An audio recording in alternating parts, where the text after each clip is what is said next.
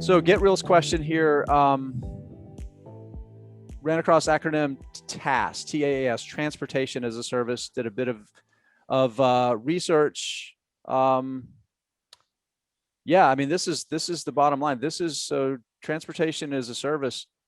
Tesla, General Motors with their Wave thing, Lyft, Uber, Alphabet, Neo. The list goes on and on. This is the future. I was actually, you know what? I skipped this one. I skipped this one in pointless prognostication, guys. Let's do this one here because this ties right to it. Speaking of Tesla, right? The future prospects of that company are tied to autonomous fleets. Here's what I want to do. Here's the prognostication that I want to do. Today, the vast majority, let's just stay in America, right? Something like 91% of American of driver age have either own or have access to a family-owned car. What year will fleet-owned autonomous cars outnumber family-owned automobiles in the U.S.? So we got to reach out here, guys. We got to reach on this one. Who wants to go first? I'm going to let you guys pick. You know what? I'm going to go first. I'll go first. 2050. I'm going to say 2050. 29 years from now. That was my guess. 2050. Okay, go with it. 2050. That was exactly my guess. Danny.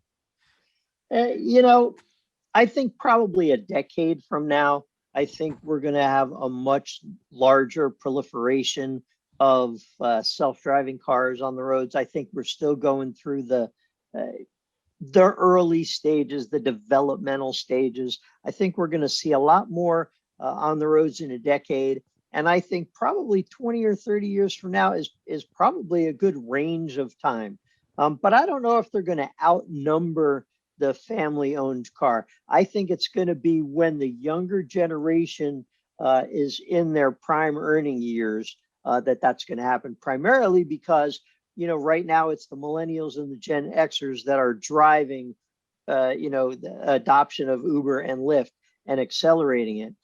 So once you get all us old fogies off of the road with our, personally owned vehicles, then I think you'll see that flop happen, that change. It's going to take a long time, right? And cars just last a lot longer now than they ever have. I think the average American car is like 12 or 13 years old. I have a 2004 Ford F-150 with 190,000 miles on it that I might get buried in, right? I mean, so it's going to take a long time. I think that's the big takeaway for me.